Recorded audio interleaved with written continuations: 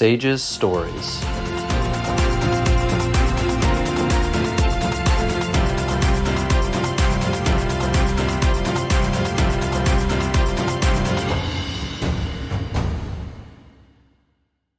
Welcome to today's episode of SAGES Stories, the official podcast of SAGES, the Society of American Gastrointestinal and Endoscopic Surgeons.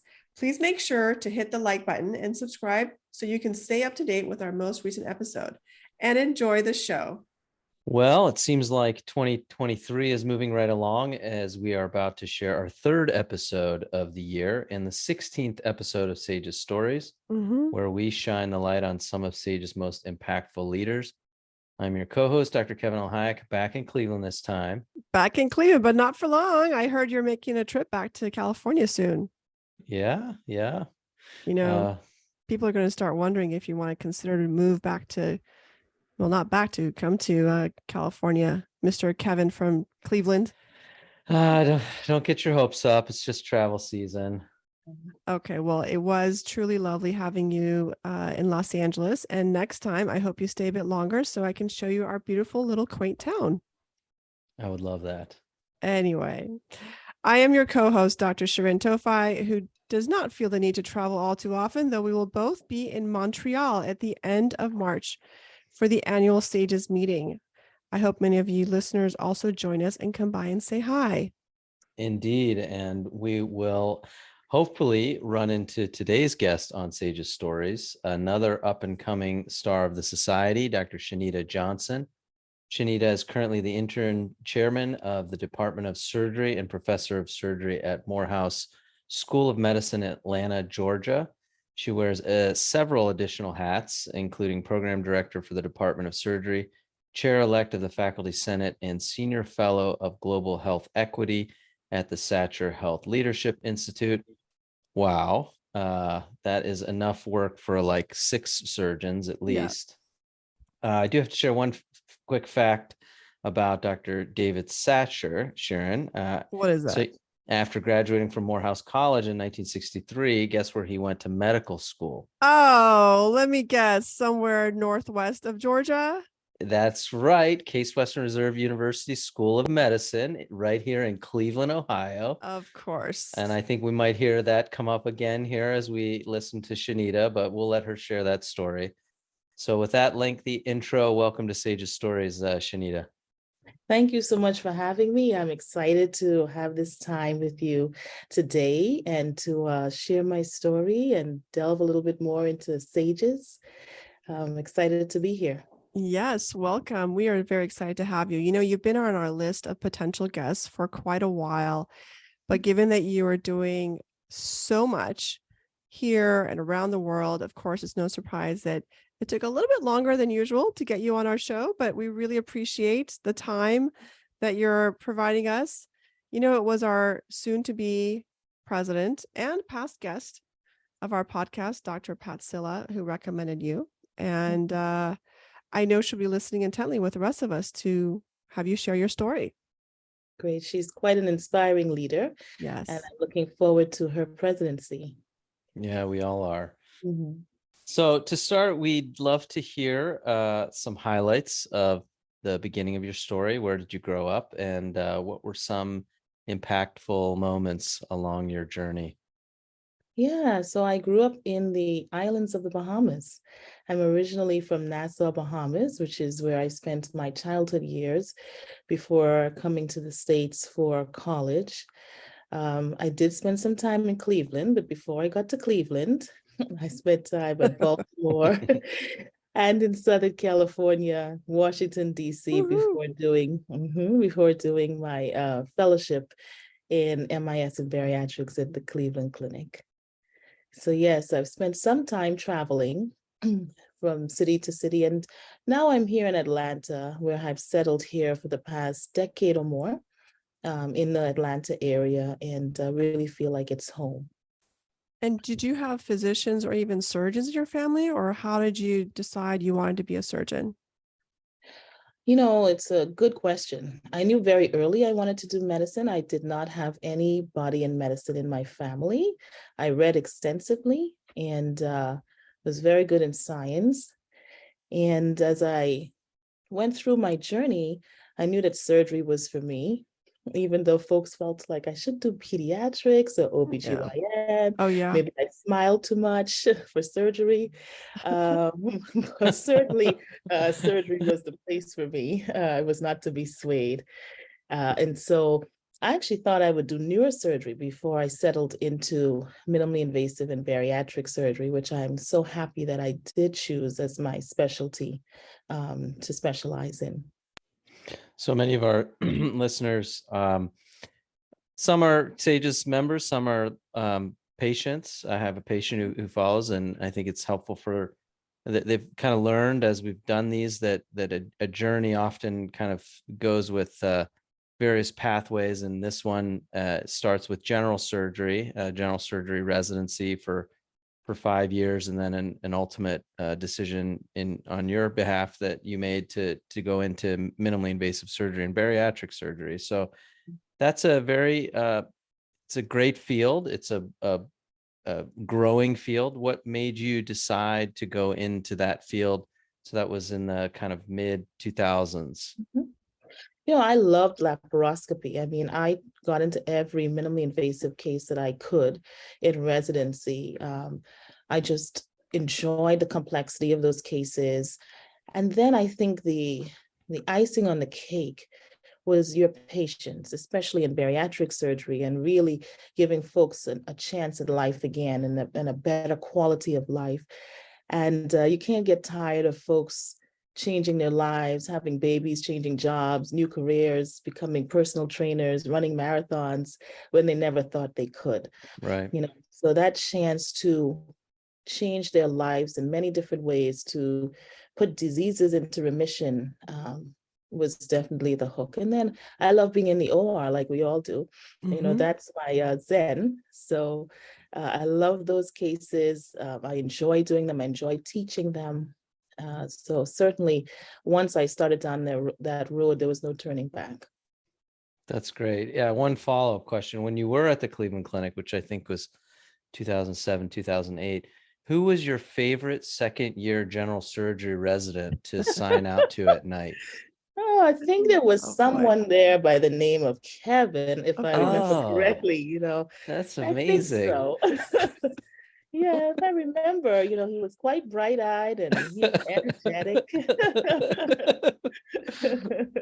Kevin, I'm not even going to call you Kevin anymore. We're going to call you the Fisher. No. All you do is fish for compliments on this podcast. That's all I do. I just we may have to delve into that further. Kevin the Fisher L. Hayek. Yeah. Okay, let's get back on track here. I do remember some good times on that. Yeah, I do too. Yeah. I think we had we had a floor and the bariatric floor. It was really coming into its own. And obviously that was the beginning of Dr. Shower's time. So he was building that program. And it was, you were definitely one of the most impactful fellows. And I would agree that most of the time you were smiling. I remember that. And you were probably, I agree with a lot of the people who told you were a smiley person because you were always so kind. And I think you're very impressionable as a resident, especially early on. And you were really, the one thing I remember was just your kindness. So that carried on for many years, obviously. Oh, that's really sweet, Kevin. I feel that residency is it's like a little, one of my friends told me that the friends and people that you meet during residency will be your closest because you share so much in such an intimate kind of high stress, tired, fatigued way that you share the experiences together. There's no greater bond for any kind of job than you'd get during residency. Yeah, you're definitely in the trenches together. Yeah. And for many years, so you develop that bond very strong. Yeah. And I would say the comment that Kevin made about you, what you do as a resident, whether it's your first year, your senior year, and how you portray yourself, how you treat others, carries on. So, Kevin still remembers how impactful you were to him when he was, just a second year resident. And that carries on, I'm sure, in your success as well. I try to remember that as I'm training residents now, Mhm. that's such an impactful period, as you said, Kevin. You're trying to do your best and you're trying to learn so much at the same time. It's a very tough period, actually. And at the end of this, you're going to be an attending. So you're gaining as much experience as you can in sort of a Yeah. high stress environment. So, treating each other with kindness and making the time enjoyable is important. It is not easy to do. It is very challenging in this field to do that. I know that many try and many fail. I'm probably on more of the failing side Mhm. in that regard. I think some of us are not conditioned to maybe be as soft and gentle, but I think it's something we must strive to do continually, because, as you said, the residency is so hard. It's just so difficult. Yeah. So, Shaneeta, after fellowship, you still stayed in Ohio for a couple of years. Is that right? I did. I stayed in Ohio, just outside of Toledo, for a couple of years before I made my way down to Atlanta. And while I was there, I started a bariatric program for Mm. gut. And that was really a great time to expand as a physician, as a young physician, and really rely on the skills that I had attained and have confidence that those skills were excellent. So I gained a lot of confidence in that 2 years that I spent there, developing these programs before moving to Atlanta. Yeah, I Yeah, mean, so Ohio is amazing, right, Kevin? I mean, who could All blame right. you? Why only 2 years? especially, yes, but North Ohio, right on the water. It's always really frigid, and they feel Yeah. that coldness coming across, especially if you're from the Bahamas. I'm sure that must have been so Yes. just really refreshing Yeah, to the beaches of feel. Bahamas and the beaches of Yeah, Ohio, it's I the mean, same. just like Beautiful. same. We're the same. Yeah. Exactly. Year round. Yeah, so you started, I know that the product of the bariatric fellowship was to really start programs. That was really what they wanted you to do going out. And so you got to do that in two places. How did that help sort of shape you as you decided on what seems like the migration back to warmer climate, if you will? I think it taught me leadership, and team management, which is really important, how to build a team and have that team work effectively together and enjoy working together and achieve a goal. How to set up regular meetings and, a shared vision. I learned that really early on. So I think that was very, very helpful. And I think that's the main lesson that I learned while I was there, if I were to look back. And I've used that sense to develop other programs, as I've continued in my career. But in those early years, I was really beginning my leadership style and my team development style, and learning what works and doesn't work moving forward. So it was really, really crucial to be there during that time and to build those skills and develop relationships during that time. How are those programs doing now? Do you keep up with any of the people that stayed back? And I do. yeah, how are those programs And going? they are flourishing. That's great. So the first two programs that I built are doing well. They are accredited and comprehensive centers. So in fact, one of my junior residents is now leading the second program as the medical director. I'm very proud of her. Wow. Who is Amazing. that? Dr. Carlina Tuggle. Excellent. Yeah, Great. so I'm very excited about that. I'm very proud of her for what she's doing.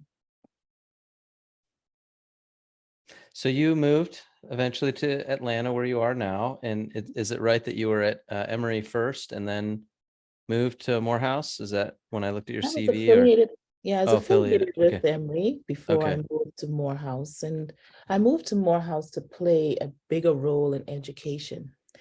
And so I came there wanting to be involved in the educational program. I had been doing some work with residents and PA students before, and really wanted to have a bigger role and a bigger impact. And so that prompted me to make that move to Morehouse. And then I jumped in with both feet. So I was the associate program director, but I've been the program director now for the past 3 years. That's amazing. I'm very curious to know your schedule. I mean, Kevin didn't even mention half of what you do, and I'm already blown away. Chair and program director and faculty senate, etc. So perhaps you can tell us, because I'd like to learn from you. What is your schedule like? How much clinical activity do you take on in the OR? How much of it is direct education, like in the Sim Center? And then how much administrative work, as program director and chairman? That's like amazing. When do you sleep? Who's helping you? Do you have like multiple assistants who protect your calendar? I feel like I should be taking notes. I'm going to take notes too. Well, I'll start with the team. I think the team is so important. The residency team that I have is extremely strong. The administrators are very, very strong. The schedules are very tight. Our curriculums are very robust.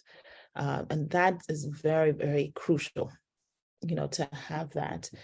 And then on the chair side, again, I have very strong administrators. My department administrator that's running the business side with me, very, very strong. We meet probably daily. We speak over the phone several times a day to make sure that the department is running well.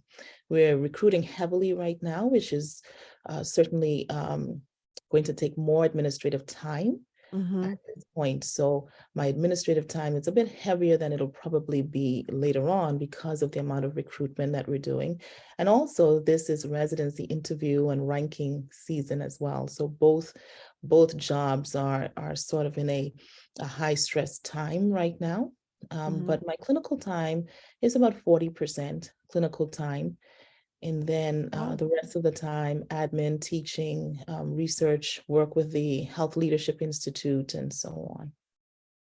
And is your practice still mainly bariatric, or do you cover general surgery? What's your clinical activity It's mainly like now? mainly bariatrics, but I do general surgery clinic and general surgery call. I do like the mix. So you take call too? Oh my God. I do. Oh, wow.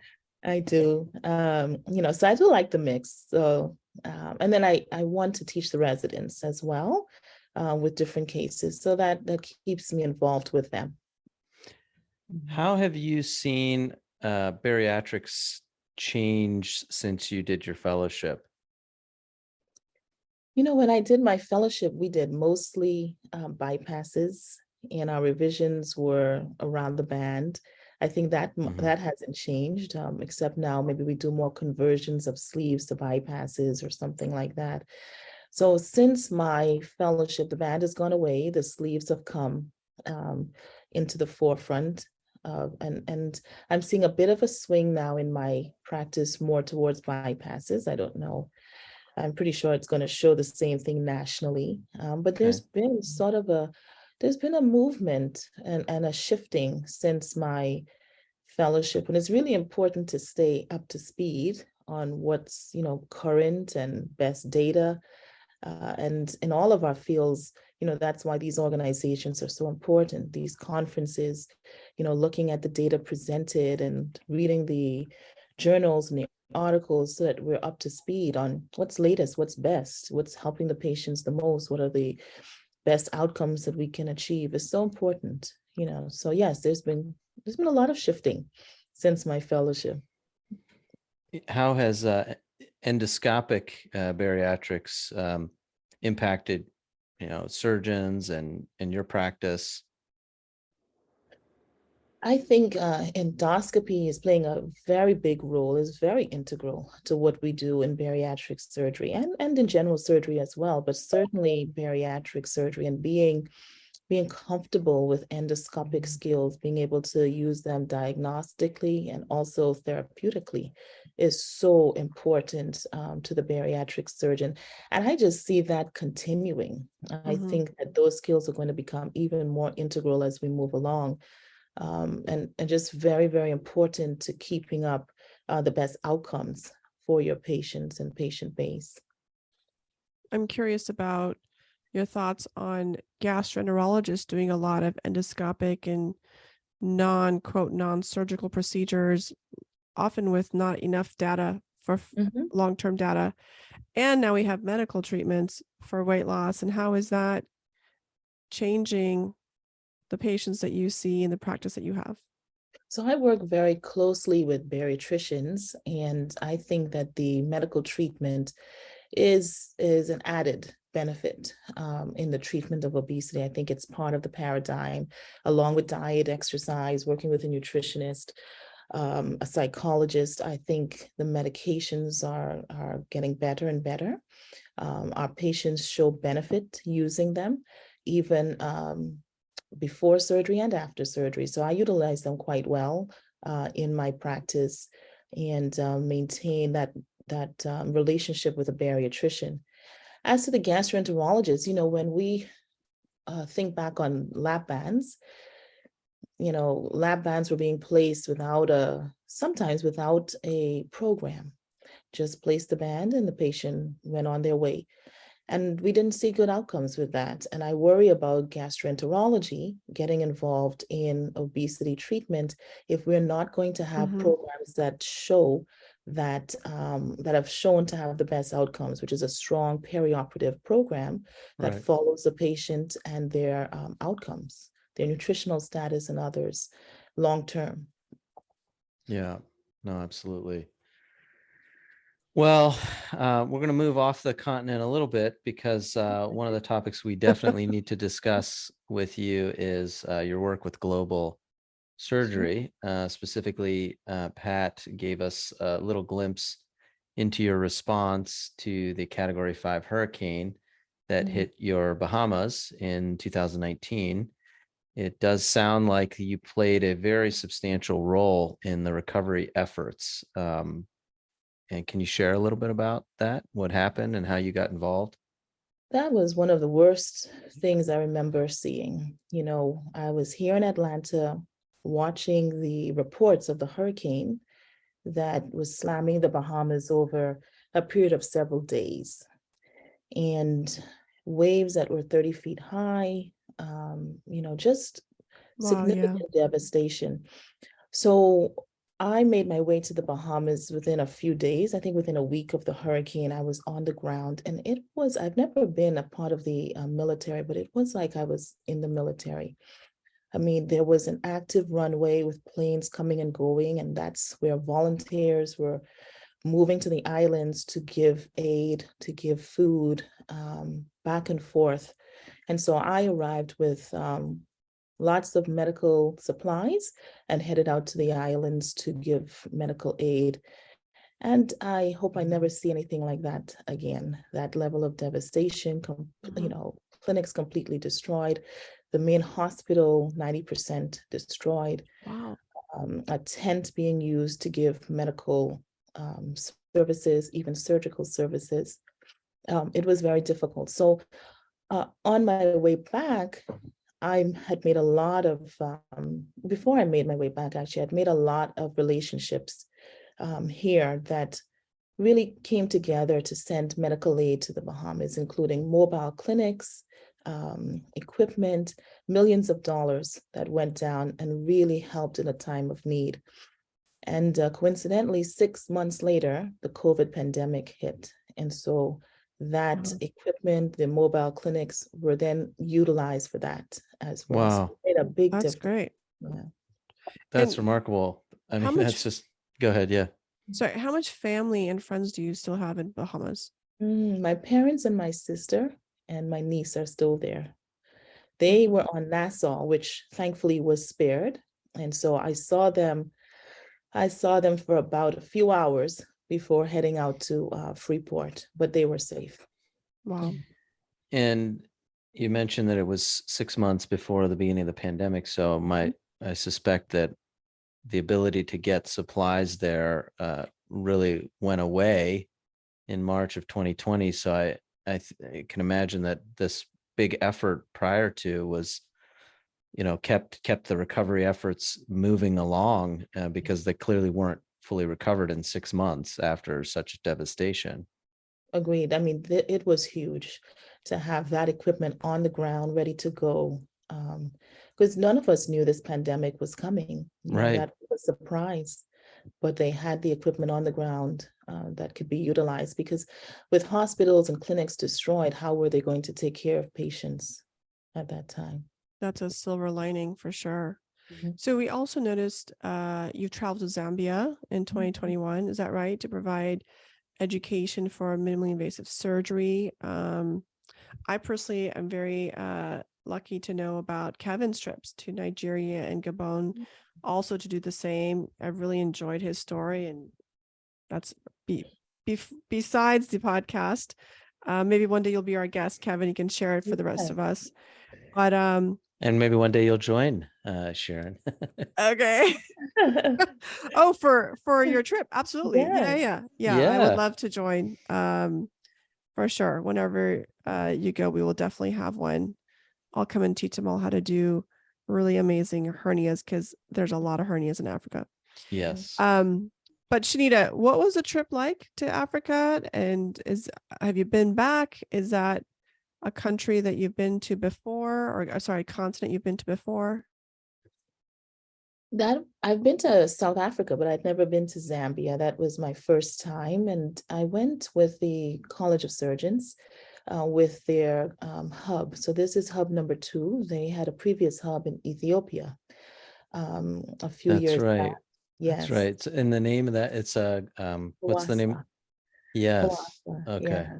And so this is hub number 2. So they have 12 institutions around the US that have partnered with the University of Zambia, the University Teaching Hospital, to partner in quality research, trauma, education, clinical work. And so I went with the clinical and education teams there, and we spent a week working with them with simulation, laparoscopy simulation, looking at their equipment and getting ready to come back to help them to build MIS in the country. And so we really were very excited to go, and we were received very well. There's a lot of interest there. They worked so hard with us every day on simulation, getting skills ready, identifying spaces and resources so that this could continue, not just for the attendings, but also to train the trainees as well. And so we are hoping to head back here shortly. Some of the team are actually going next month, and then others to Great. follow. And so we will continue going back with just short times in between so that we can build this effectively in the country. And it's very, very exciting. They have a research curriculum that's been started that's very strong, that's being built with researchers from both Zambia and the US, and research projects that will come out of this. So we're very excited to build this collaboration and to move this forward for the betterment of the patients and improve patient outcomes. That's fantastic. My family and I are going to be supporting a missionary who grew up in Zambia, who's now going back, and he is a surgeon now in Youngstown, Ohio. And so I'm definitely going to link you up, because one of his goals is to build minimally invasive surgery at his hospital in Zambia. And it's actually where he was born. He was born and he grew up there, and he's heading back to be a surgeon at the hospital where he grew up. So it's pretty fantastic. So he won't be too far away. Oh, that's exciting. Very Yeah. cool. Given your work with these global task forces and your perspective on your trip, where do you see the state of minimally invasive surgery in Africa? And where do you see it in developing over the course of the next 5-10 years, let's say? I think there's definitely forward movement there. We all know the benefits of MIS surgery. They're held back by resources and equipment and funds, so if we can get over those hurdles, certainly the skills are there, the need is there, the desire is there to have this really flourish. So I think we're moving in the right direction. I think in the next 5 to 10 years, we will certainly see MIS in every country in Africa. That's And lovely. yeah, and I think it behooves us to do what we can to support that, because we've seen it work for our patients. Yeah. Yeah, there's no doubt. I mean, this is over a billion individuals on the planet that are on that continent, and such a limited access to any surgery, but certainly when you think of the main disease burdens, this really hits home for Sharon, is such a huge burden of hernia. I mean, such really significant hernia burden. It was interesting I hope that's part of the research, because I think that was one of the questions that came up in a number of my trips. Is like, how come? Like, what's the reason? And some of it has to do with the labor, but there's got to be some other reason that there's such high rates. Yeah, it may be why we also see it in South America. I've done some life surgeries there. They're not treated as a child, right? And so the adult hernias are really childhood hernias that have just been ignored until they're huge inguinal scrotal hernias. This is really awesome. I love seeing this. You and Kevin both are doing such great stuff globally. I hope to contribute in Africa one day. I'd like to take this now to another passion of yours, which is some of your work with diversity, equity, and inclusion, what we call DEI. You're definitely on multiple committees and multiple organizations. You co-chair the Diversity Leadership and Professional Development Committee for SAGES. So you definitely have your finger on the pulse. We were there at SAGES 2021, where you won the Social Justice and Health Equity Award. So congratulations. I'd like to personally congratulate you for that. Yeah, that was awesome. But what are some of the key talking points in those committees? I hope to learn a lot from you at this podcast about specifically DI within surgery. I think one of the key points is making sure that DEI is not a window dressing, but something that's really integrated into the society or the organization, and how to do that effectively, which is not always easy. So many places will have a committee, or they'll have a mission statement that mentions diversity, equity, and inclusion, but how do we make that part of the values of the organization, something that the members really feel is very important? And I think that's something that SAGES is doing quite well. This committee has been around for some time, and under the leadership of many of our SAGES leaders, Dan Jones, Dana Talem, Dr. Pryor, Dr. Silla, Qureshi, many folks have really put a lot of time and effort into making sure that this was going to be integral to SAGES. And I remember that first climate survey that came out, I think that was in 2017, that looked at the organization critically and asked the tough questions. Are we making any headway with diversity and equity? Looking at our leadership, looking at our membership on committees, and that helped us to move the needle forward. We have another survey that's out now, or will be out now, another climate survey. Have we made some progress? That's going to be really important.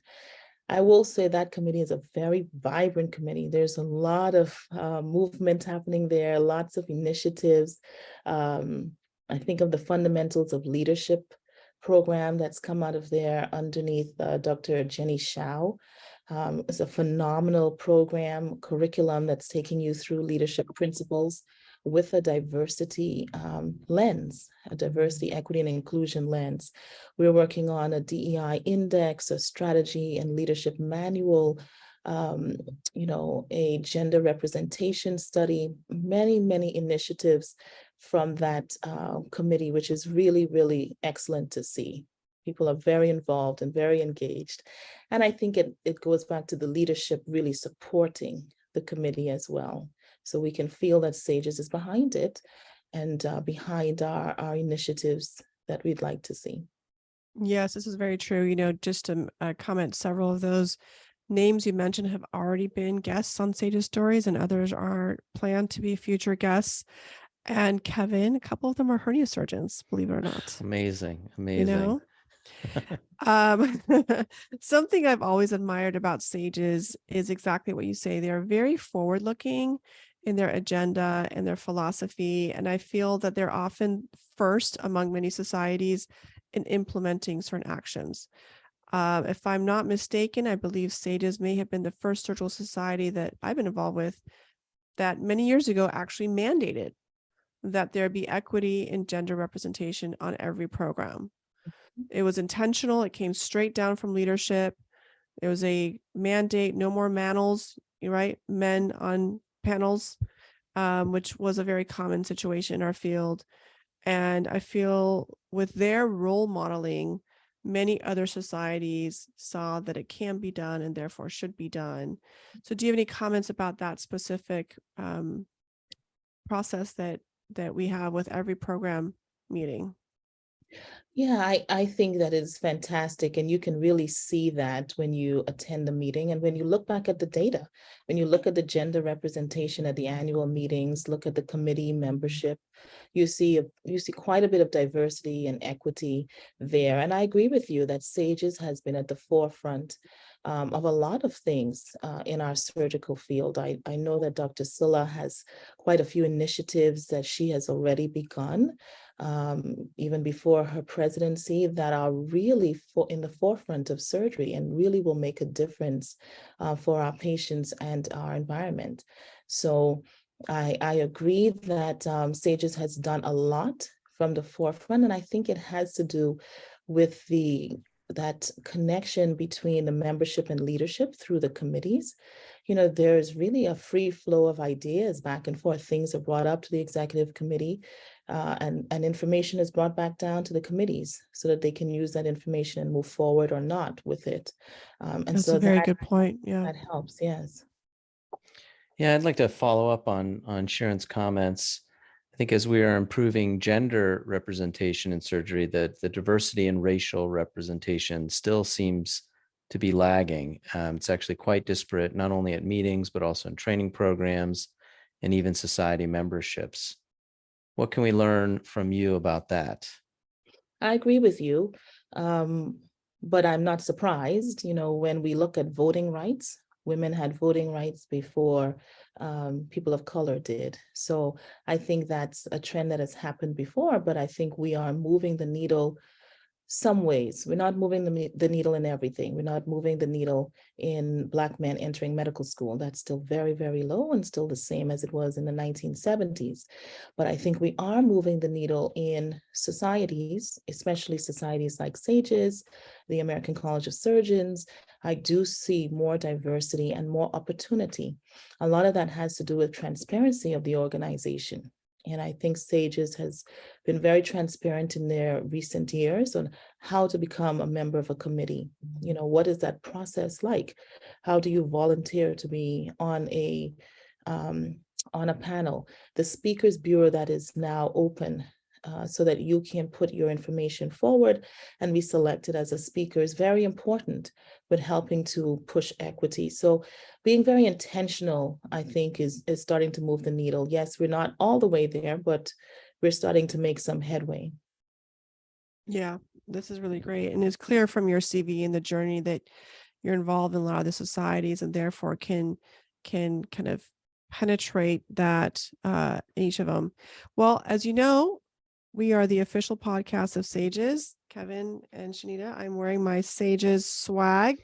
Yes. SAGES Stories Good. sweatshirt. Everyone can buy it online. Go to the sages.org website and wear it and flaunt it during our March meeting in Montreal. But on that note, how did you get involved in SAGES? What was your story about your first introduction to SAGES and who introduced you? When did you join? The person who actually introduced me, and I'm not sure he realizes that he introduced me, is Dan Jones. Really? It is. I was having a conversation with Phil Schauer, and Dan Jones was, I believe, the president-elect of SAGES at that time. And in his direct way, he asked me about my involvement in SAGES, which at that time I was embarrassed to say was very minimal, except maybe attending the meetings. And he encouraged me to be involved. And so I asked to be on several committees, and I've not looked back since. I found it to be a very wonderful, welcoming society. lots of initiatives to become involved in. I'm excited about the direction, the projects that are underway, the vision that's happening. So I have not looked back. So I do need to, at some point, let him know that, he was the beginning of this journey, and thank him. Wow, Hopefully that's he's great. We'll listening. pop that. We'll pop Yeah. that in the podcast when he's our guest. How's that? Yes, exactly. We'll Yes. drop that in there for sure. That's awesome. It's also clear, and we've talked about this already, how much you've accomplished in such a short period of time. I believe you have more letters after your name than any of our previous guests. So what's the next big thing planned for you? What's your next kind of mountain to climb, so to speak? I've gotten quite involved in sustainable surgery, and that has Like greening the OR, that type of thing. That's right, greening the Great. OR, reducing our carbon footprint, and that has a big impact here, but also globally as well. Absolutely. Because some of these lesser developed countries will bear most of the brunt of the climate change that we are experiencing. So that is my next big thing. My next passion is doing what we can in surgery to lessen our carbon footprint, be that by reducing waste, anesthetic gases, clean energy. There's lots and lots of ways that we can make an impact. We do make a significant impact in our carbon footprint for the health system, and the health sector itself has a large carbon footprint when we look overall at climate change. So there's a lot that we can do and need to do here. I agree. There's so much waste in the United States, especially, and waste. It's crazy. I've done live surgeries in like Armenia, and the way they handle their products versus what we do, and the disposable, non-disposables, and what is open versus just available. It's so different. And I'm glad you're doing that. I'm a big fan of decreasing waste. Maybe you could give us one tip or thing that we should change. What should we do? Obviously we can't hit home runs, but one little win that we could do maybe as surgeons listening. So if we were to, instead of using soap and hand washing, we were to use our hand sanitizers that we can utilize to scrub into the OR, we would save gallons of water with just that 3 to 5 minute scrub. That's very easy. Very, very easy to do. So we're told to do the first scrub with the soap and water, and then second one be the hand sanitizer. Is it okay to just do the hand sanitizer to start? I think there's no data, right? I mean, that's what they say. Do the first one with the hand soap, but even if we do the others, just the others we would save gallons and gallons. That one's easy. LED lighting is another one. That's very easy. Change the lights in our OR. And if you think about it, the HVAC system in our ORs run whether we have a patient in the OR or not. You're just burning the HVAC system anyway. I think you should start talking to the Joint Commission for some of these. Yeah, these are great tips. You gave us 3 good tips. I eat so when I eat, my hands get so messy because I'm a bit of a slob. So I have to wash them. Okay. I have to wash I almost have to take a shower again before I get. Oh my gosh. We'll introduce you to some forks and knives. Oh yeah. See, it's laparoscopy. It's I'm gonna just use the instruments. Yeah, we'll measure your skills with it. Yeah.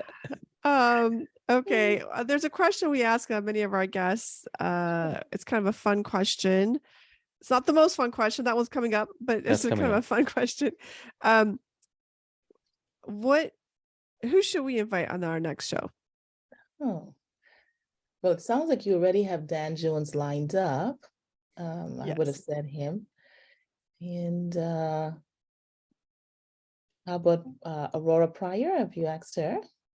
She's already been interviewed. Yep, she's one of the episodes. One of our favorites, yeah.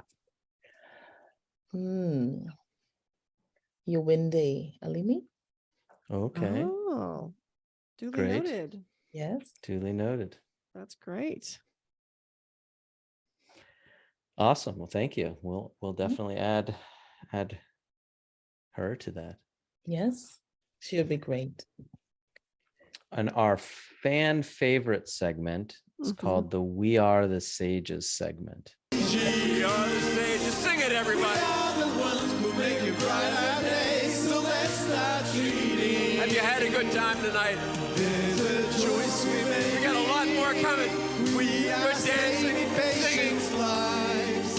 It's true. Let's give a big hand for Sages Far East. Give them a big hand. Okay. For this segment, we want to hear your favorite Sages moment so far. Fine. Oh, definitely the sing off. Yes. So It's my first, it's almost always the answer, but Any let's hear it. specific Yeah. one you Yeah, remember? yeah, this was the sing off in Vegas. And I remember pulling some people onto the stage who had not practiced and said, just follow along with us. It was a lot of fun. Thank you to Aurora for that. That Yes, was she's a lot of fun. key. That's really great. Was that the recent one in Vegas where you got the award? Yes, it was. Yes, perfect. Yeah, that was a we good all one. wore colored boas. It was fun. Yeah. It was like in a very distant area, and then Yeah. right? It's like a big Yeah. long drive. It was a long Yeah. little, yeah, it was. Yeah, interesting. Okay, well, thank you so much. We finally pinned down a time to hear your story, and it's just an Oh. amazing story. So, how much family do you have in the United States? My brother and his family are here in the state. So I'm almost split half and half. You know, people outside the United States don't tend to live far from their family. United States is very common. Someone will be on the East Coast, another family on the West Coast, and you've traveled so much throughout the U.S., East, West, North, South. How do you handle that cultural change where family is not, your next door neighbor? Yeah. I mean, fortunately, Atlanta is pretty close to the Bahamas. It's just a 2-hour flight. So before COVID, I would make that trip probably 3 or 4 times a year.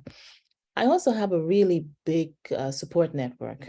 I have, friends and folks I consider family. And my brother's family also lives very close as well. So I have a huge support network here, and I do travel back quite often to the Bahamas, and my family travels here also. I'm from a very big extended family as well. So lots of cousins and aunts and uncles, and that's really special. During the pandemic, we had some of these Zoom get-togethers, and it was fun, to try to stay in touch while quarantining and isolating and whatnot, doing what we can to, keep the communication going and check on folks and whatnot. This is also great. Well, Shaneeta, you've proven that you could be a smiling surgeon and be a chairman at the same time. That's not an Program exclusion director criterion. Not exclusionary, right? yes. Yeah, they're not mutually exclusive. Yes. Very inspirational. You've touched so many of us throughout your journey.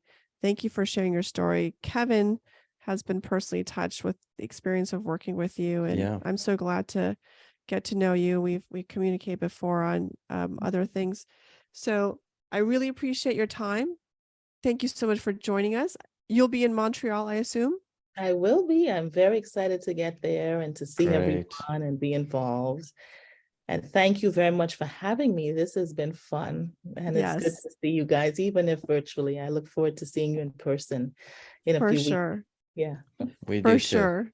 So everyone, please register. We'll see you in Montreal, end of March, beginning of April, 2022. Kevin's going to take me out. Sorry, Definitely 23. Oh my Definitely in Lord. 2023. So get your Sages swag. I'm wearing my Sages Stories sweatshirt. It's really cool. And hope to see you all there. And that wraps up today's episode of Sages Stories. You can view the show notes for any links to sites we referenced today. Visit sages.org for membership information and for the most recent news from our society. Follow us on Twitter @sages_updates. Make sure you hit the like button and subscribe so you don't miss any future episodes. See you again next time, and remember, you can't spell minimally invasive surgery without SAGES.